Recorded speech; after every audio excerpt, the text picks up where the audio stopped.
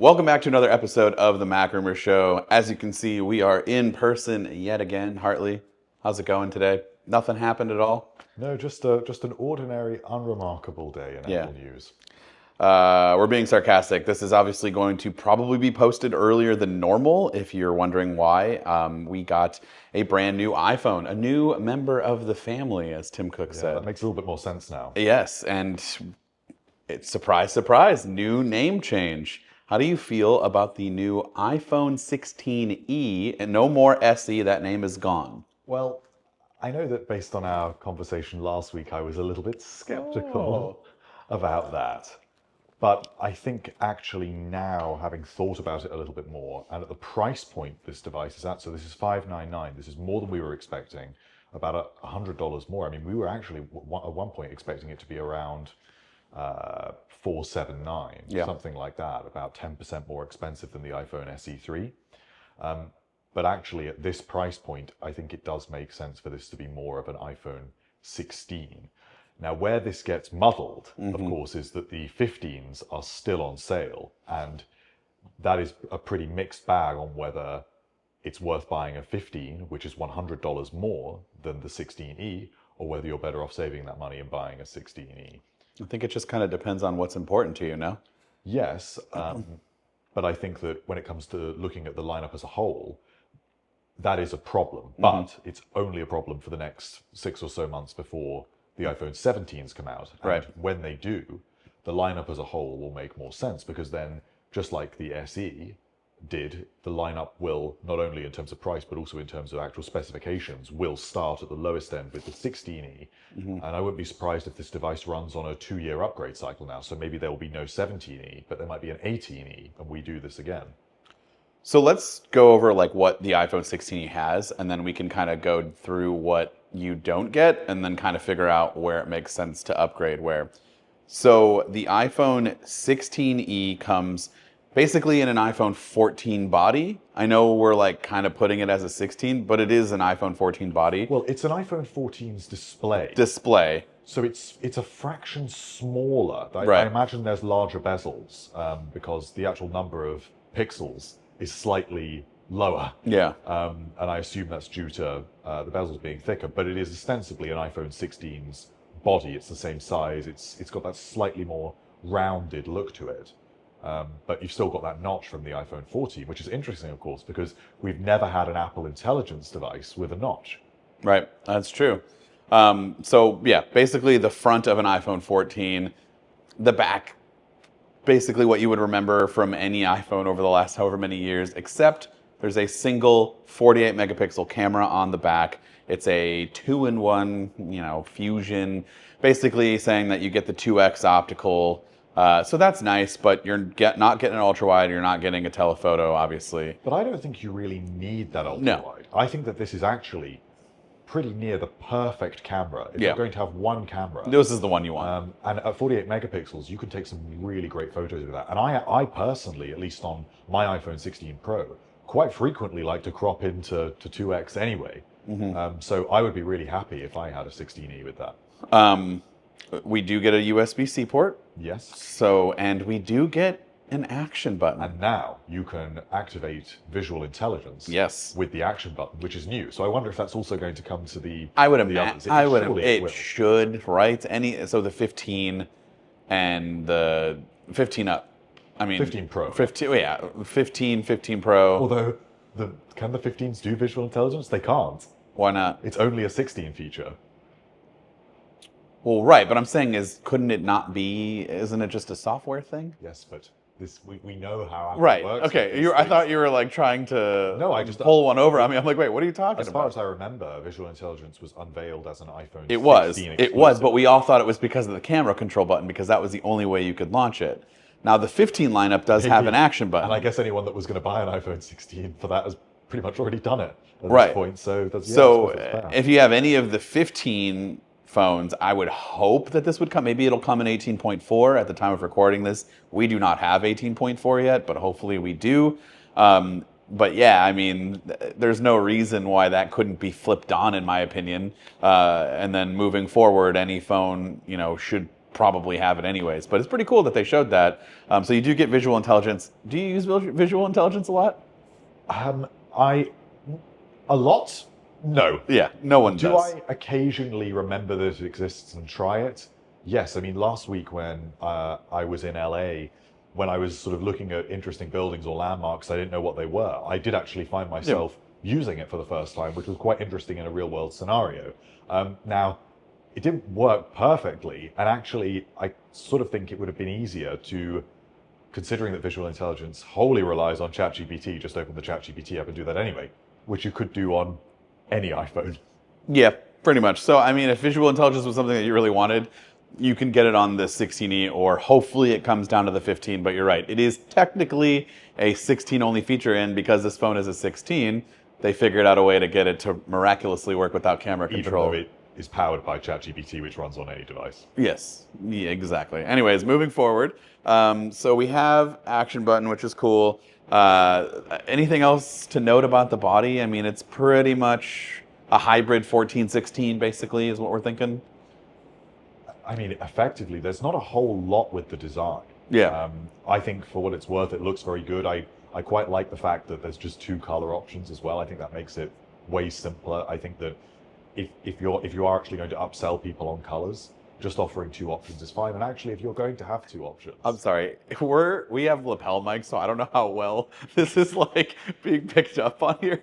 It is absolutely like, I feel like the house is gonna come down. It's raining so hard that I'm genuinely concerned that if what's still outside when we look out there.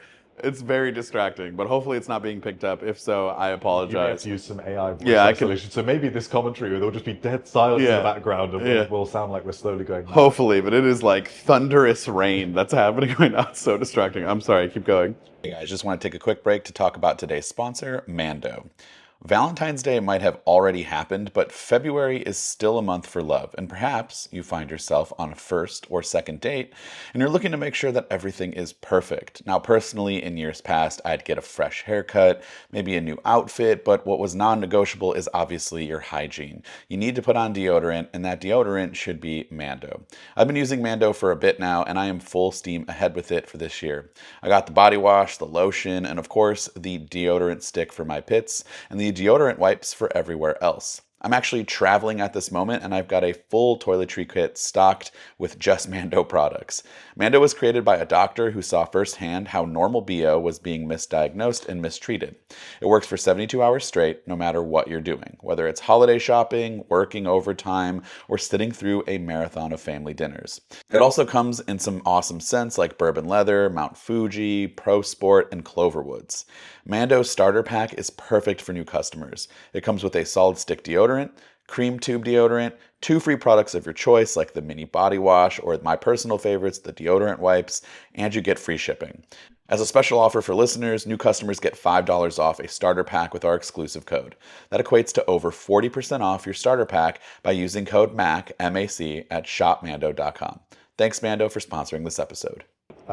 So what I was going to say was, if there are going to only be 2 colors, these are the only 2 really that make sense. It almost reminds me of like the iPhone 5. You could only choose white and black, so it's a little bit nostalgic in that way. It's a little lame, personally. I mean, it's not exciting. Yeah. But it makes sense that if you're going to upsell people. People really wanted the product red. Are you disappointed that product red seems to be going away in terms of devices and just kind of be like a wholly accessory thing at this point? I don't know if I'd say disappointed. I've never had a product red device. Dude, do you remember the product red? I think it was the 8 or 7 Plus. 7 was the first 7, one. Yeah. Oh, that was like the big size 7. That was a big deal. Yeah, and then people were figuring out ways to switch the white, like, because it came with a black front, but people were taking parts I think it came. Or was it the other way around? With white. Came with a white on the front. 7, and then on the 8 they gave it the black front. That's what it is. Okay, but people were taking other phones that had a black front that matched. I forgot which way. You're right. And I kind of like the white and red. I thought that was really good. Yeah. Like, that's cool. I know you can't really do that nowadays. The days of white bezels seem so abstract now. I think like a white coated frame would be really cool. Like, it's still the color, but like, I don't, you know, like the Apple Watch, like a ceramic coating, like maybe not ceramic for the actual material, but like kind of make it look like that. anyways, off topic. But yeah, I mean, that's pretty much the inside or the outside. The inside is where things get a little interesting. We do get an A18 chip, so you do get Apple Intelligence. I don't know that we need to run through all of the list of Apple Intelligence features, but It's worth mentioning that A18 is a binned version, so this is less powerful than the A18 that you get in the... they can't just give you a 16, folks. Otherwise, there's no reason to sell the 16. I mean, the 16 is $200 more expensive. Yeah. That's quite a big jump, so there have to be some trade-offs. We'll go through those too because we kind of want to see like where we're at, but just going over things that are new here. So A18 chip, and kind of comparing it to the last iPhone SE because this is what is replacing, you know, basically it's replacing that lineup. There's no more iPhone SE. Do you think the Watch SE now, like, is the SE moniker going to be in danger? I don't think so with the Apple Watch. Okay. I think that the direction that they're taking the Apple Watch is different. So effectively what they've done with the SE here is move it up market. They've given it more advanced specifications to the point where it's actually quite a bit more expensive. And I mean, it's not quite a flagship, but it's near Apple's latest iPhones. Yeah. Comparatively, the SE Apple Watch should be moving down in price and moving to a plastic casing. So, and also with a display size that is different to the what will be the Series 11, I guess. Yeah. That's quite a significant difference. So I suppose in that instance, maybe the SE is still justified. I mean, what are we going to call it? The Apple Watch Series 11e? Yeah. So that's the other thing is that this jumped up to the 16 name. It's the 16 lineup, basically. It's another cog in it. So it did get a 16 style price bump, basically. What was $429 for an SE is no longer. It is $599. And it replaces the iPhone 14 at that point. It does. There's no more iPhone 4. So it's 15 up, 16E and up. And then in a few months, 6 months, we'll have the 17 lineup, and then we'll go from there. It'll make a little more sense, I think. It will. Because right now, that 15 is in a little bit of a strange place. So with the A18 Pro, or A18, you do not get a Pro. You get the normal A18, but bin down. But then you also, you know, get Apple Intelligence, which is cool. You get the gaming features that you would want, you know, a little bit more performance-based, some stuff there. Even though it's been down, it should still play a lot of those games pretty well, don't you think? I mean, it's still considerably more powerful. Yeah. Consider that the iPhone 15, which is still on sale for $100 more, has an A16 chip. So you're going from 18 to 16, and you pay $100 more. Did you see the info that's going around that they're comparing it to an iPhone 11? It was 80% faster or whatever than an iPhone 11. It's like, why are we bringing that in? Is that like what Apple thinks is the like next group of people that would be interested in upgrading, but maybe not to like something crazy? Like if you're holding on to your 11, you probably think like that's good enough for me.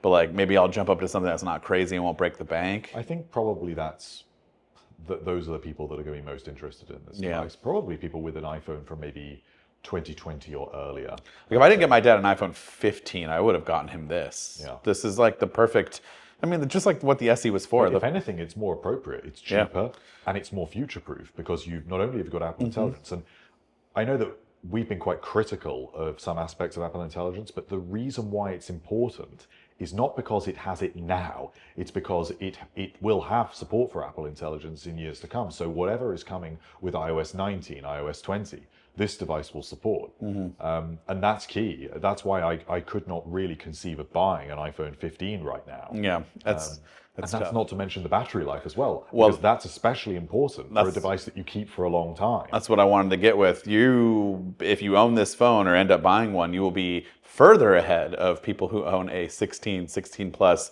16 Pro, and Pro Max because there's a new Apple custom modem, the C1 chip. This gives you what Apple said is the most power efficient modem that this is the first one they've ever done. So it's super power efficient, which should lead to some significant battery life. I believe it's got 26 hours. 27, so it's 6 hours better than the iPhone 16. It is, I think that's right. No, it's 26-hour battery life. 26. 22 for the 16, 27 for the Plus. Right. So it's right, you're getting plus size battery basically in a 6.1 inch form factor. So that's really good because a lot of people have complained with the 16 and the 16 Pro, especially, that battery life isn't still as good as obviously some of the other bigger phones. So like the fact that this modem alone is giving you 4 to 5 hours of battery life, that's insane.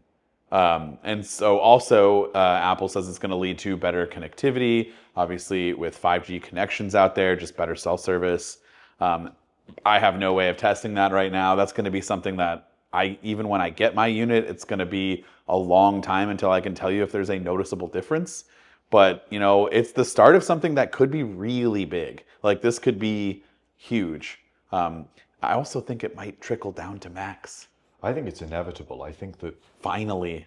what is going to happen here, it was only such a fleeting mention in the press release, and Apple really has not made a big deal out of it. And it's not made a big deal out of it because other than the efficiency gains, this probably is not as good as a Qualcomm Not yet. component.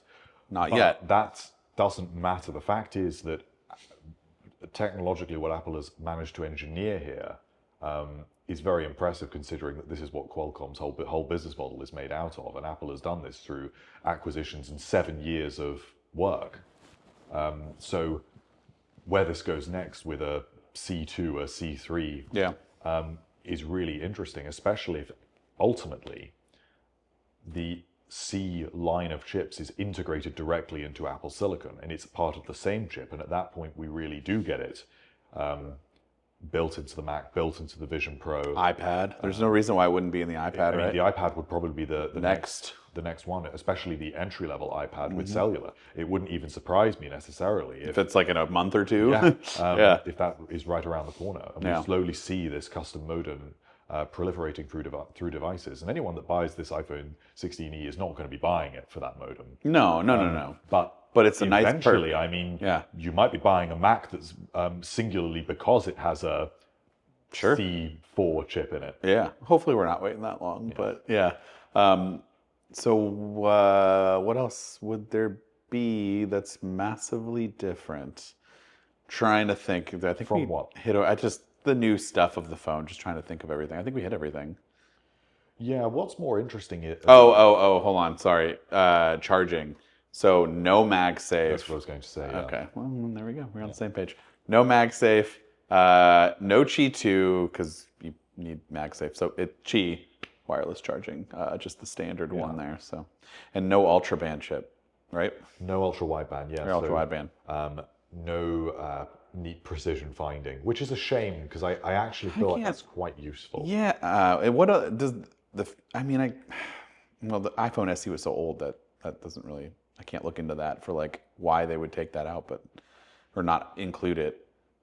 Is that really such a higher end feature? I feel like that's something that you would want for every iPhone. MagSafe matters more to them, I think. Yeah, I just gave my dad some MagSafe accessories, and he was like, "This is really cool. I didn't know that I could just dock my stuff like this." No wallets, no chargers, no docks. Even the cases don't have it. So I suppose what we will actually end up seeing are third-party cases that add those magnets. Yeah. But it's not going to be the same experience, really. No. All right, now do we want to kind of break it down into where it falls in the lineup? Like, what would you buy between a 15 to me, it's 15's out. To me, it's clear cut that there's very little reason to buy a 15. I think the only reason why you might buy a 15 is if you're interested in the 15 Plus, because you want that bigger display, and that is a red line for you. And because there is no large display option at the low end, you have to go for that. But bear in mind, at that point, you're spending an extra $200.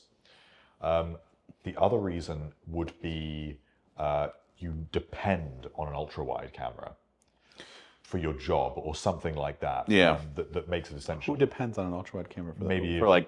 if you work in real estate or something where you need to take a picture of a room and you need that larger angle, or there are people that need it. I imagine that's very rare, but those people exist. And also, there generally are a sort of richer array of photography features on the 15. So if you were a very keen mobile photographer, and it's not just about the ultra wide, you want next generation portraits, and you want cinematic mode and action mode, you will have to spend that extra $100. But it's worth noting really that if you spend that $100, you're losing, what did we say, 5 hours of battery life?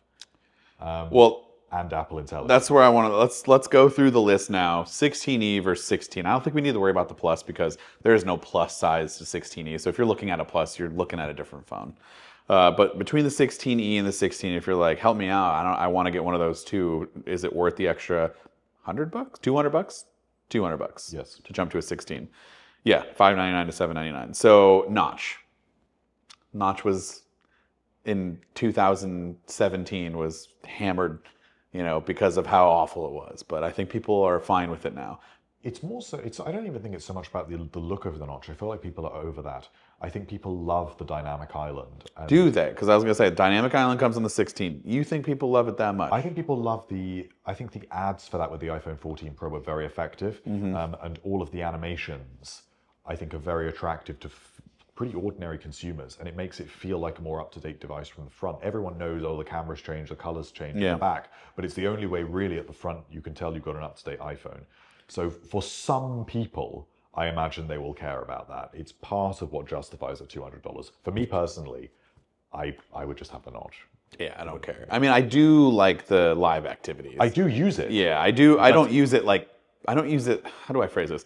I don't use it on purpose. That's what I'm going at. Like, it's something that happens in the background, like a sports game comes on and, the basketball game's on and the score pops up on. Like, it's something that just happens in the background, but it's useful for that reason. But I'm not like, let me put music on and go and then I'm just like specifically, I don't ever use it that way. It's not like an on-purpose thing, but it's nice to have. I appreciate it's there, but I would be happy to let it go. And in that case, if we're looking to try and make this device more budget, I think it's a very sensible decision.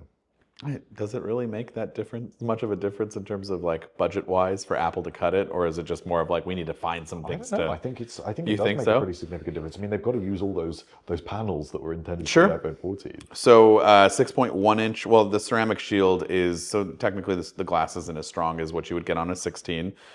So if you're clumsy, that's something to keep in mind. 6.1 inch, they're both the same. 800 nits. It's not 1,000 nits, which is what the iPhone 6. So it's going to be it's 200 nits less in brightness.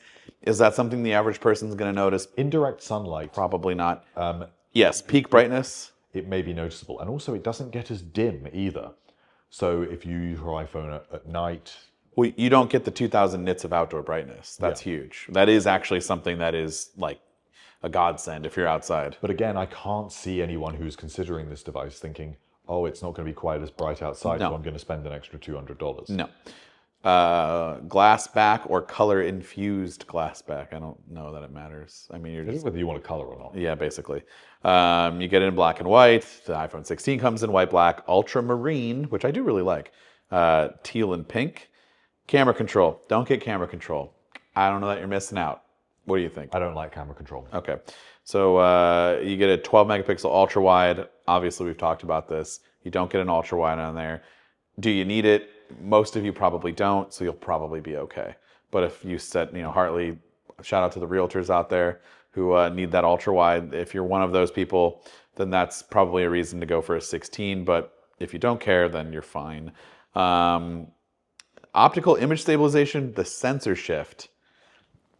The average consumer even know what that is. It's just better stabilization. That's why I say, there are a lot of these individual photography features.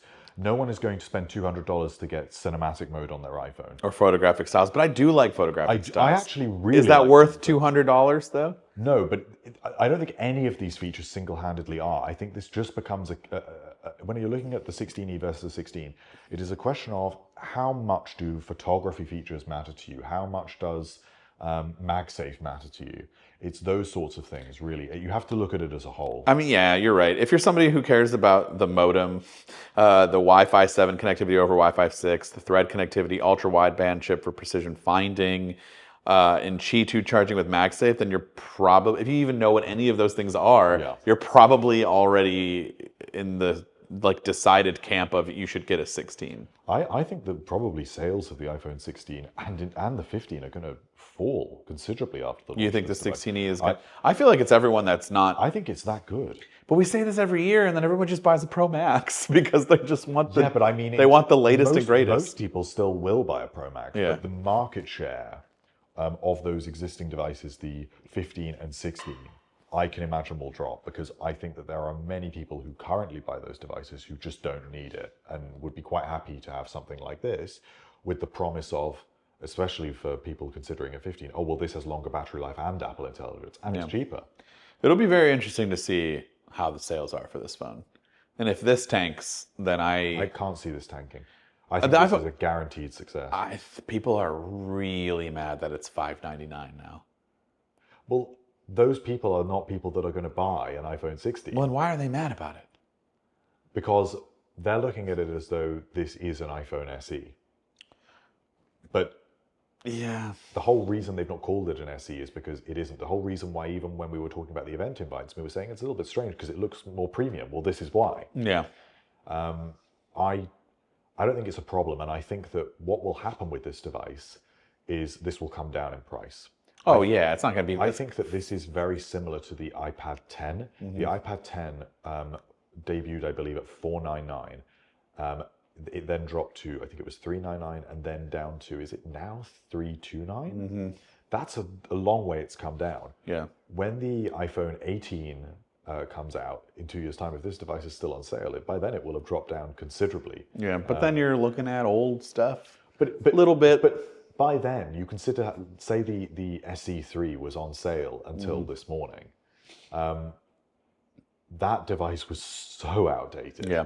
I mean, this is the phone for kids, grandparents, parents, anyone in between who just wants a good iPhone that doesn't care. It's your first iPhone. What a great device. Yeah. If you want to test the waters, well, maybe. If you're coming from Android, I feel like you want to be wowed. What you're coming from Android. Yeah. I think for most people who have never used an iPhone before, or rather never owned an iPhone before, this is the device. Yeah. I agree. I think it's a good device, personally, overall. I think you're getting a lot of upgrades. I think the one feature that disappoints me the most that it's not there is MagSafe. Yeah, that is disappointing. I just assumed it would be in there too. I mean, I don't blame Apple for that, because I think that there do need to be differentiators to push people up to the 16. So I understand that things have to go. It's just a shame with that one, because I think that some of those charging stations and accessories are really good. Think of like the little travel chargers you can get. And I mean, you can still charge on it. It's the experience. Especially if you get the ones that just lay flat. I mean, it's just not isn't. You're right, but like, I come to think of it, I would never thought I'd ever say this, but I can't live without MagSafe because of the travel accessories that I use all the time. Say like a car charger. Or just a car stand even that you have on your dashboard. MagSafe makes that so much easier. But there is a workaround, so if you really do care. And probably case manufacturers will. Sure, someone's going to figure it out. But yeah, I mean, if you just want native stuff to work, then I guess that is a bummer for you. But I mean, you're getting Apple Intelligence. We should be getting Siri soon. Do you want to talk real quickly about that? Like, I don't think it's coming anymore. Not right now. We're supposed to be, we're recording this right after the event, so by the time you hear this, it's whether it's Thursday or Friday, it might be 18.4, but we don't know if Siri is coming. It probably isn't. Yeah, we were really set on it coming, and now for a long time. But I think the whole rollout of Apple Intelligence has been really slow as a whole. Yeah. Which is not surprising, because when these new Siri features were showed off, so this is all the personalization. It's the ability to make a complex request and then for Siri to take multi-step actions on your behalf across multiple apps, understanding a whole load of personal context.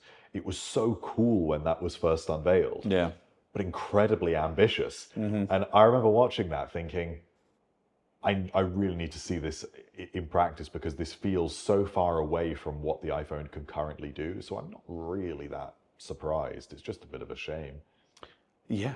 I was really hoping we were going to get that. And we're not even talking like we're going to get it, in a full release. We're talking beta. Like, it was supposed to be 18.4 beta this week, and it still is going to happen, but I'm not sure. Well not get it now until 19?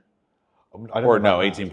But it wouldn't surprise me if we're staring down the barrel at iOS 19 being announced by the time we get. Oh, like WWDC. So ideally, 18.4 comes out this week with or without the features. It should be looking at an April release, right, for the public. right around there. Probably, yeah. Okay, so if it comes out in April, yeah, if it gets pushed like that, could very well be like April where we start seeing it in beta form. It's and also then a question of what that looks like when it debuts, because I would be very surprised if it actually looks anything like what was unveiled at WWDC. I wouldn't be surprised if it was instead quite isolated experiences that you can take multi-step actions from these 3 or 4 apps. You can't do the whole system. You can't ask a whole variety of things. It will be an initial taste of where this is going. this is where I like go back to that mantra of like, man, it was great when Apple was like the last one to do things, but they were the best one to do things. I think they should have just waited until they were all. I'm starting to agree. I was kind of like, yeah, you know what? They just rolled them out. It's like a soft launch. They'll get like some user opinions on how things are going, and then they'll fix it. And we've seen what Samsung and others can do, and they're quite better. And like Google Gemini is so good that like, I don't know. How are they going to catch up? I feel like there's a really large gap. I think there is, and I think the reason why people get more angry about it with Apple Intelligence is because Apple marketed it so heavily. So much. iPhone 16 with Apple Intelligence.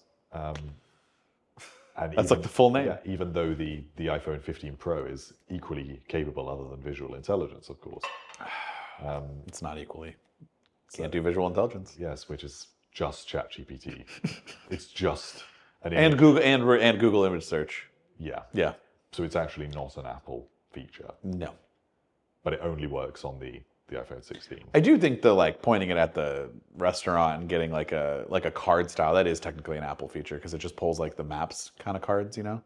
I'm talking about like when you did the landmark stuff. That's not AI. That's just No, like, I mean, you could have built it is that cool 10 years ago, couldn't you? That's the mistake of them saying that it's AI. They didn't really say that it was AI, did they? I mean, they just added the word intelligence to it. We just assumed, and it was launched alongside alongside the phone.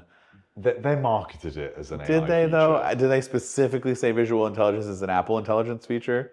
Because I don't think they did. I think they were just talking about the camera control. But it literally uses ChatGPT, just like the other Apple Intelligence. But that's features. not Well, no, Writing Tools doesn't use ChatGPT all the time. No, but And like all Apple those Intelligence, many Apple Intelligence features, Chatmoji. only, as far as I know, Apple Intelligence features use ChatGPT. No non-Apple Intelligence feature uses ChatGPT officially. So therefore, visual intelligence must be an Apple Intelligence feature because it is AI. ChatGPT is AI, Yeah. and therefore the iPhone using I that don't officially is AI. I don't like that though. I don't like that because it's not their product. But then Siri ChatGPT integration is not their product either. But no, you're right, and that's why they shouldn't call that but they do. You're right. You're right. But that means that like all like the image playground and all those are not ChatGPT based. No, that's those true. are Apple Intelligence. And Cleanup, Yeah. not very good. Technically an Apple Intelligence feature. Apple Intelligence Cleanup is good. We should real quick. Cleanup is good. It's Cleanup just is really good. It's good, but it's not what people did, including myself, when they put it up against Samsung. Is that's a different feature. But like that's what I think more people want. Generative edit too. Can we get both? I'm guessing it's coming. I really like the cleanup tool. Did you use better than the Samsung one that can fully replace I don't things? have access to the Samsung one, so I don't know that it's a better life. Well, yeah, it is better. Although it gave me like a wonky eye, I'm not gonna lie, I didn't like that. But like, it's amazing that it like kind of it guessed. It's like I guess your eyes are like this, and it did a pretty good job. Apple just removed my eyes, which is terrifying. So, yeah.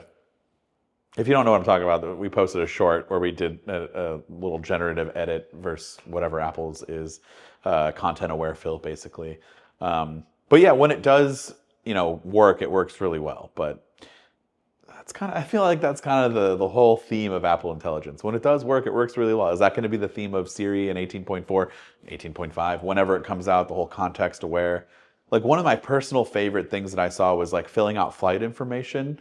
It was like one of the Mac videos, maybe they were talking about it when they announced the MacBook Pro. They were like, and later this year, you're going to get this Siri feature where it can, contextually be aware of like your personal info and, you're filling out flight information and it like pulled from passport pictures and like other information and it filled everything out and you didn't have to do that. It's like, that's useful. That's what I want. That's what it needs to do, but we've seen nothing like that. We saw it one time in a quick video. We've never actually seen Tested it. in the real world, I feel really any Apple Intelligence features that are seriously impressive, that feel like the future. Yeah. They all feel like things that could have been around 2 years ago and not really. I mean, Image Playground, fine, that does feel like AI, but it isn't necessarily really impressive because it's not doing anything better than any other service. It's actually probably not as good as those other image generation services. Notification summaries, all of that. It's just like, it's pretty basic. You could have used. You could have built that a couple of years ago, really. I guess. I mean, it's easy for us to say. I don't know how complex that is. They're very late to the party. All right, so that's the iPhone 16e. It's $599. It's got a lot of things better than what the previous generation SE offered, but it is, $200 less than the current iPhone 16. So, there are some things missing that maybe you might want to upgrade to. Obviously, we've talked about some of the obvious ones, but the one thing that I want to say is now that it's changed names, and I did call this in the last episode, just saying. I know that it wasn't my rumor, somebody else said it, but I said that I think it was more likely. And now I wondered if Apple would move towards upgrading this every year. Do you think that's possible, or do you think more like an every other year, every 2 year type deal? There's really no way to know with a device like this because it just hasn't happened before. Yeah. But what I would say is that given that the SE was not upgraded annually, even though it absolutely could have been, and the whole idea is that this device reuses hardware, everything except the modem, we've seen before on something else. It would make sense for this to be a little bit more infrequent. And especially when you think about how the lineup will look once the 17s are out, the whole lineup will go 17E, 16E, 16 plus, and then you would go up to the 17s. That makes sense. And that would continue to make sense through until the 80s. We don't really need to throw a 17E in there and then have the 16 still on sale with a 17E. Yeah, I agree. I think every 2 years at least would be fine, and it's probably going to stick with the same name. Maybe, I don't know. Apple kind of does whatever it wants, and that's fine. It's their company; they can do what they want. But yeah, 16E. Would love to hear from you guys in the comments down below whether you're going to pick one up, or if you think you'd get one, or recommend one to family or friends. Would love to hear that, and we'll catch everybody in the next episode.